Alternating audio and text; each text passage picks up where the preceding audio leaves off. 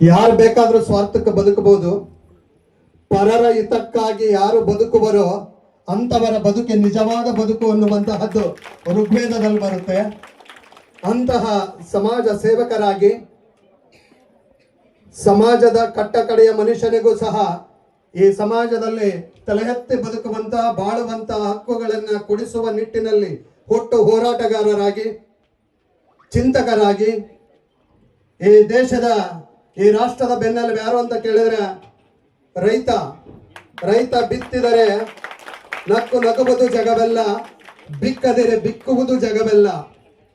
ಅಂತಹ ರೈತ ಪರ ಹೋರಾಟಗಳನ್ನು ಮಾಡ್ತಾ, ಸಮಾಜ ಪರ ಚಿಂತನೆಗಳನ್ನು ಮಾಡ್ತಾ, ಹುಟ್ಟು ಹೋರಾಟಗಾರರಾಗಿ ಇವತ್ತಿನ ದಿವಸ ಈ ಸಮ್ಮೇಳನದ ಸರ್ವಾಧ್ಯಕ್ಷತೆಯ ಕೇಂದ್ರ ಬಿಂದುಗಳಾಗಿ, ಮಿನುಗು ತಾರೆಯಾಗಿ, ಈ ಕಾರ್ಯಕ್ರಮದ ಹೊಳೆಯುವ ನಕ್ಷತ್ರವಾಗಿರುವಂತಹ ಶ್ರೀ ಇಲಿಯಾಸ್ ಇಬ್ರಾಹಿಂ ಸಾಬ್ ಅವರ ಬಗ್ಗೆ ಎಷ್ಟು ಮಾತನಾಡಿದರೂ ಕಡಿಮೆನೆ.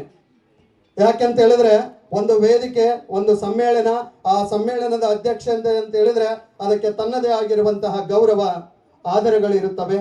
ಅಂತಹ ಗೌರವ ಆಧಾರಕ್ಕೆ ಪಾತ್ರರಾಗಿರುವಂತಹ ಶ್ರೀಯುತರು ಈ ಸಮ್ಮೇಳನವನ್ನ ಕುರಿತು, ಈ ರಾಷ್ಟ್ರೀಯ ದ್ವಿತೀಯ ಕನ್ನಡ ಸಾಹಿತ್ಯ ಸಮ್ಮೇಳನದ ಸರ್ವಾಧ್ಯಕ್ಷರಾಗಿ ಒಂದೆರಡು ನುಡಿಗಳನ್ನ ಇಲ್ಲಿ ಬಂದಿರುವಂತಹ ಎಲ್ಲ ಸಾಧಕ ಬಂಧುಗಳಿಗೆ, ಕನ್ನಡ ಮನಸ್ಸುಗಳಿಗೆ, ಕನ್ನಡ ಅಭಿಮಾನಿಗಳಿಗೆ ಹೇಳಿ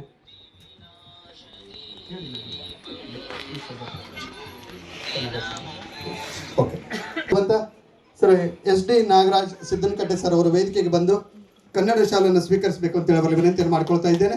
ಹಾಗೆ